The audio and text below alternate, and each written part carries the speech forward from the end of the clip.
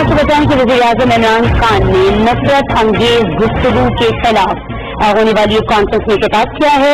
ये जो कॉन्फ्रेंस है ये पाकिस्तान और तुर्की की मुश्तरका मेजबानी में हुई है और इससे बात की गई है हेट स्पीच पर।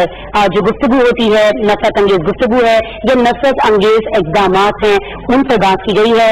इसका हल क्या है, तदारुक क्या है, और साथ ही साथ ये भी कहा गया है कि ऐसे कौन से लोग हैं जो इन चीजों में मुलव्वस हैं, उनके मकासद क्या हैं और उन्हें उनके मकासद के हुसूल में किस तरह से रोका जा सकता है। जो बाहमी मजहबी मुनाफत जो है इसको बढ़ाने की कोशिश की जा रही है, इसको रोका कैसे जा सकता है। Bismillahirrahmanirrahim. Especially want to thank President Imran for joining me here.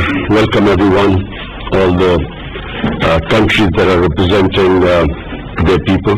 I want to talk about Islamophobia because of my sporting career. I spend a lot of my time in England and traveling in Western countries. So I've seen this phenomena grow, and I think it's very important to address it because it's especially people, Muslims living in Western countries are now increasingly subjected to Islamophobia, which is going to have consequences unless it's addressed. Consequences because we all know that marginalization of any community leads to radicalization. I have seen Pakistani community in England marginalized in Manchester, areas of Manchester and in Birmingham, and we have seen radicals coming out of these communities. And we have seen the same process in Europe because of Islamophobia. So I just want to take this opportunity to address this issue. The biggest damage done to Muslims is that after 9/11, terrorism was associated with Islam. So Islamic terrorism, Islamic radicals. And constantly these words were used by leaders of Western countries, explaining that, 9/11 terrorists and any acts of terror that took place after that. The moment you use the word Islamic radicals, it means that there is something in Islam that produces radicals. That it's because of Islam they are being radicals. That terrorism is associated with Islam. And especially suicide bombing. Because we heard these commentators saying that, Muslims are indulging in suicide attacks because they will have virgins in heavens. This sort of nonsense kept going on. Just a brief, anyone who knows about history, desperate human beings throughout history have committed what are called suicide attacks. Before 9/11, 75% of suicide attacks were by Tamil tigers who were Hindus. No one talked about Hinduism having anything to do with the suicide attacks. And everyone, we have watched so many films of the Japanese suicide attacks on American ships at the end of the Second World War. No one blamed their religion. Because religion has nothing to do with, no religion has anything to do with terrorism. Almost all terrorism is connected to politics. It's political perceived injustices that produces desperate people. But constantly, and even now, we keep hearing about radical Islam. There is only one Islam, the Islam of Prophet Muhammad, peace be upon him, which we follow.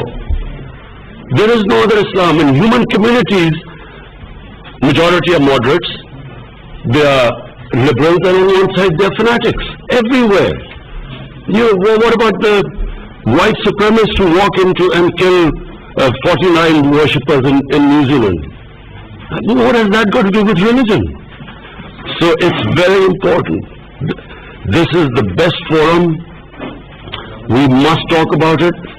Muslims must talk about separating terrorism with Islam.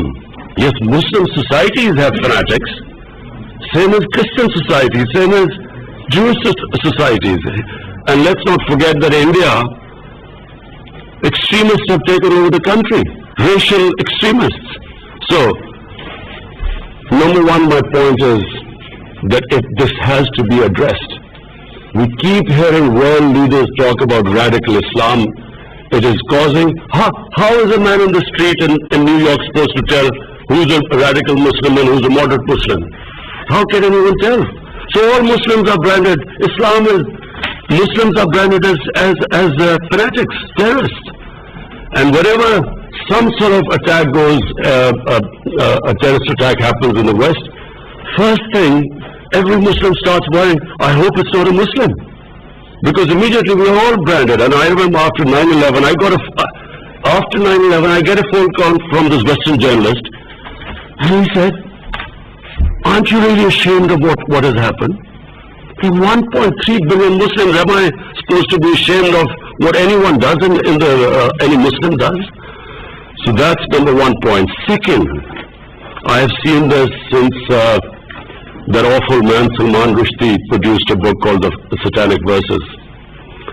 It was mocking, ridiculing a holy prophet, peace be upon him. And I realized, because I was playing sports at that time, and I spent a lot of my time in England, and I understand the Western mindset. People in the West could not understand the pain that it caused to the Muslim world. Because Europe especially, they do not regard religion as we Muslims regard. We live our religion. They have a completely different attitude to religion. When I first arrived in England as an 18-year-old, there was a film called Life of Brian, a comedy by Monty Python's Flying Circus. It was a caricature about Jesus Christ. It was the first shock to me. They don't look at the European society particularly does not look upon religion like we do. And unfortunately, this I blame us Muslim leaders. We have not explained to the Western societies how painful it is when our Prophet is maligned, mocked, ridiculed. It causes... Why does it cause so much pain to us? Because the Prophet lives in our hearts. And we all know that the pain of the heart is far, far, far greater than physical pain. All we want is, and I think we should convey President Erdogan and other Muslim leaders, we should all convey to the Western leaders, especially the Western leaders, that the way, the sensitive way Holocaust is treated in the West, because it gives pain to the Jewish people. And quite rightly it should be. The world should be sensitive to them, what gives them pain. Similarly, we want them to be as sensitive to the Muslims. When someone ridicules, blasphemes our Prophet ﷺ. And I think it's very important for communities to live together, to understand each other. And therefore, these 2 points, in my opinion, have contributed more to Islamophobia than anything else. Because every 2 or 3 years, someone in the European or US cities, someone comes up with a caricature of a prophet, peace be upon him, or they say something which is derogatory. There's a reaction amongst the Muslims, and then everyone says, look what an intolerant religion it is. Immediately the gulf between the communities widens, because they don't understand why it's causing us pain. We haven't explained to them, and yet there is a certain small section of society which knows that it's going to cause us pain, and they deliberately do it to make the fissures wider. So this is a great forum, the UN. All world leaders are here, and I will be talking about this in my speech on Friday as well. But I feel that it is important that us Muslim leaders convey these 2 things, because all it does is it creates fissures amongst human beings. And anything that creates fissures, this is the forum where we should try to unite humanity. Thank you.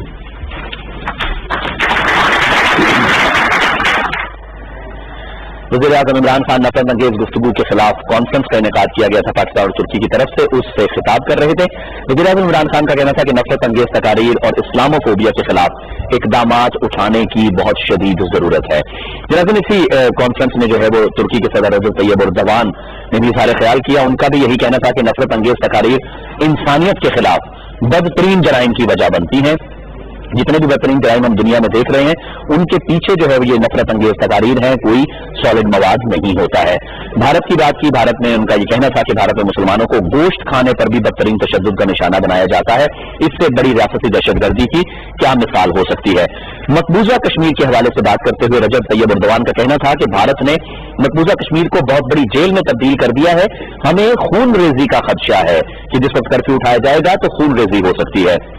नफरत अंगेज तकारीर से मुसलमान जो आलम इस्लाम है वो सबसे ज्यादा मुतासिर है। लेकिन जल्जला जो कल पाकिस्तान में आया है, आजाद कश्मीर के मुख्तलिफ अजला में आया है, इस हवाले से भी रजब तैयब एर्दोगान ने जल्जले में जो जानी नुकसान हुआ है उस पर ताज़ियत भी की है। इसके साथ ही प्रोग्राम का वक्त अपने इख्तिताम को पहुंचता है। आप हमारे साथ रहे, आपका बहुत शुक्रिया। इंशाअल्लाह फिर आपसे मुलाकात होगी, तब तक के लिए अल्लाह।